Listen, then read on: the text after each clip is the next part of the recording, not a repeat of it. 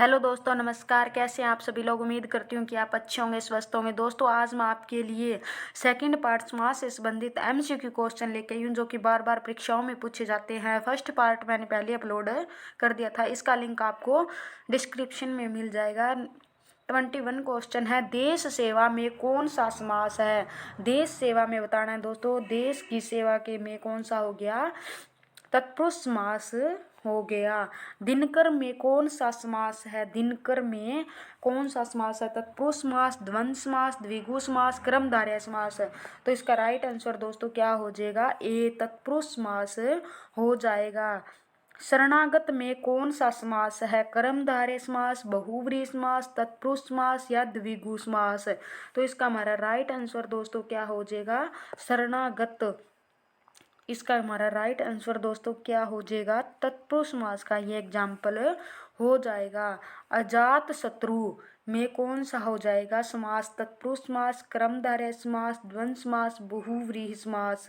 अजात शत्रु में किसका हो जाएगा, डी बहुव्रीहि समास इसका राइट आंसर हो जाएगा।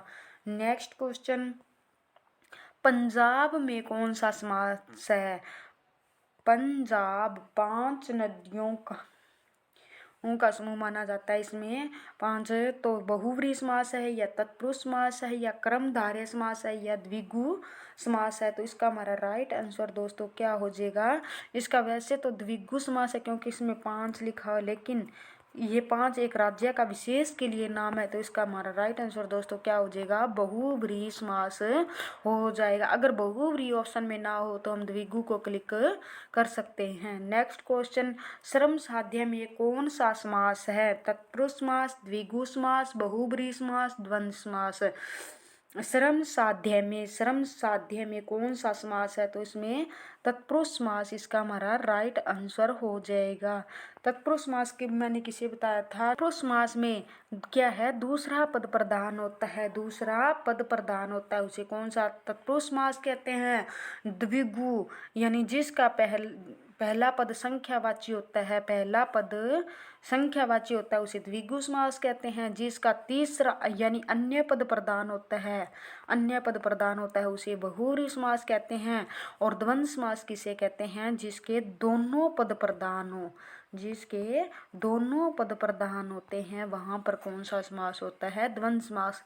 दोबारा देखते हैं, तत्पुरुष समास इसमें दूसरा पद, इसमें दूसरा पद, द्विगु में पहला पद संख्यावाची होना चाहिए और साथ में समाहार यानी समूह का बोध हो, पहला पद संख्यावाची होना चाहिए, इसमें अन्य पद होना चाहिए और इसमें दोनों पद प्रधान होने चाहिए।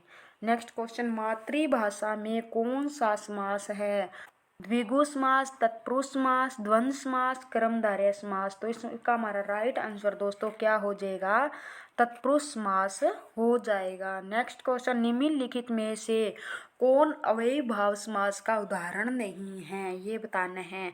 अब मैंने आपको उपसर्ग बताए हुए थे, पहले क्या होना चाहिए, यथा एक तो आगे लगा होना चाहिए, एक बे लगा होना चाहिए, एक प्रति लगा होना चाहिए, एक अनु, एक ला, ये उपसर्ग जैसे कुछ एक बताए थे लगे होने चाहिए। अब इसमें यथा लगा हुआ है, इसमें क्या है, यथा लगा हुआ है, इसमें बे उपसर्ग लगा हुआ है, इसमें प्रति लगा हुआ है। अब बच गया कौन सा, लोकप्रिय। तो इसमें कौन सा है, अव्ययीभाव समास का एग्जाम्पल नहीं है। बाकी तीनों में क्या है, अव्ययीभाव समास के एग्जाम्पल है। इसका हमारा राइट आंसर दोस्तों डी हो जाएगा। निम्नलिखित में से कर्मधारय का समास का उदाहरण है। कर्मधारय समास का पहला पद विशेषण और दूसरा पद विशेष्य होना चाहिए। तो इसका देखो, यथोचित, दोपहर, दोपहर यानी दो पहरों का समूह। तो इसमें कौन सा हो जाएगा, इसमें द्विगु समास, द्विगु समास हो जाएगा। कौन सा हो जाएगा, द्विगु समास हो जाएगा। आगे, पर्ण कुटीर विद्यालय। तो इसका हमारा राइट आंसर दोस्तों क्या हो जाएगा, विद्यालय। नेक्स्ट क्वेश्चन, निम्नलिखित शब्दों में से कौन सा द्विगु समास का उदाहरण नहीं है, सत, सही, लाभ हानि, दीनानाथ, लोहे पुरुष। तो इसका हमारा राइट आंसर दोस्तों क्या हो जाएगा? उदाहरण है ये पूछा है, नहीं है नहीं पूछा। सत सही का मतलब यानी 700 दोहों का समूह क्या हो जाएगा? सत सही। ये एक बिहारीदास की रचना है। 700 दोहों का समूह इसकी एक विशेषता हो गई। इसमें 700 यानी संख्या पद जी है पहला पद, तो इसका हमारा राइट आंसर द्विगु हो जाएगा। लाभ हानि में द्वंद्व समास हो जाएगा। कौन सा हो जाएगा? द्वंद्व समास हो जाएगा। और दिन लो आगे इनमें ये एग्जाम्पल नहीं होंगे, बल्कि इसका राइट आंसर ए हो जाएगा। नेक्स्ट क्वेश्चन, निम्नलिखित में से द्विगु समास नहीं है। यानी इसका मतलब क्या हो गया? समूह है, यानी दो गायों का समूह। तो वहाँ पे कौन सा होता है? द्विगु समास। जहाँ पर में समूह है और पहला पद संख्यावाची होता है। द्विगु समास नहीं है, ये बताना है। अब नवरात्र, नवग्रह, नौ ग्रहों का समूह, नवरात्र नवरात्रियों का समूह, चतुर्भुज का भी हो गया, लेकिन त्रिलोक भी हो गया। तो इसका हमारा राइट आंसर दोस्तों क्या हो जाएगा? चतुर्भुज। इसका क्या हो जाएगा? ये नहीं होगा। इसमें कौन सा होगा? इसमें बहुव्रीहि समास होगा, क्योंकि ये एक विशेषता, एक विशेष के लिए बोला गया है। चार भुजाएं हैं जिसकी, किसकी है? विष्णु। किसकी? विष्णु के लिए बोला गया है। नेक्स्ट क्वेश्चन, निम्नलिखित में से कौन सा द्वंद्व समास का एग्जाम्पल नहीं है? द्वंद्व समास के अब हमें पहले डेफिनेशन का पता होना चाहिए। जिस समास के दोनों पद प्रधान होते हैं, दोनों पद प्रधान होते हैं, वहां पे कौन सा समास होता है? द्वंद्व समास होता है। पाप और पुण्य, देश और विदेश, धर्म और भ्रष्ट, राग और द्वेष, कैसे इनका करना है? तो इसका हमारा राइट आंसर दोस्तों क्या हो जाएगा? धर्म भ्रष्ट, यानी धर्म को भ्रष्ट करने वाला। इसका कैसे करेंगे? धर्म को भ्रष्ट करने वाला हो जाएगा इसका विग्रह। इसका कैसे करेंगे? पाप और पुण्य, देश और विदेश, धर्म को भ्रष्ट करने वाला, राग और द्वेष। इसका सी हमारा राइट आंसर हो जाएगा। नेक्स्ट क्वेश्चन, निम्नलिखित में से कौन कर्मधारय समास का उदाहरण नहीं है? कर्मधारय समास की, जिसके अंदर काला पीला यानी जो भी होगा वो क्या होगा? कर्मधारय का समास होगा। पीतांबर, पीले है अंबर जिसके, किसके हैं? भगवान के लिए यानी ये संबोधित किया गया है। नील गाय, नीली है जो गाय, नीला है जो कमल। तो इसका हमारा राइट आंसर दोस्तों क्या हो जाएगा? डी, यानी महावीर में कर्मधारय समास का एग्जाम्पल नहीं है। निम्न शब्दों में कौन उदाहरण नहीं है बहुव्रीहि समास का?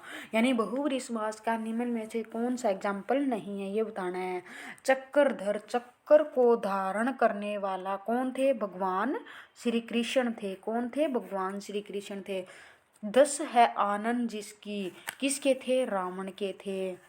नीला है जिसका कंठ, नीला है जो कंठ यानी किसका था? शिव के लिए विशेषता बताई गई है। लेकिन एक महान है जो पुरुष, इसमें क्या है? महान पुरुष के लिए विशेषता, यानी महान तो क्या है? विशेषण हो गया, और पुरुष क्या हो गया? विशेष्य, यानी पुरुष की क्या है? इसमें विशेषता बता दी गई है। तो इसका हमारा राइट आंसर दोस्तों क्या राइट आंसर हो जाएगा। नेक्स्ट क्वेश्चन, निम्न शब्दों में कौन अव्ययी भाव समास का उदाहरण नहीं है? आमरण, निसंदेह, शोकाकुल, भरसक। तो इसका हमारा राइट आंसर दोस्तों क्या हो जाएगा?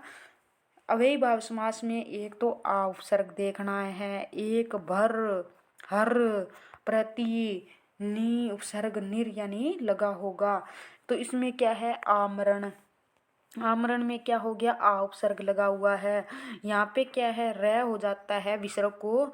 यहाँ पे कौन सा उपसर्ग हो गया? यहाँ पे निर उपसर्ग हो गया। यहाँ पे क्या हो गया? भर उपसर्ग हो गया। तो इसमें बच गया कौन? शोकाकुल। कौन सा बच गया? शोकाकुल। तो इसका C is the right answer. Thank you दोस्तों, नेक्स्ट वीडियो में फिर मिलते हैं। धन्यवाद।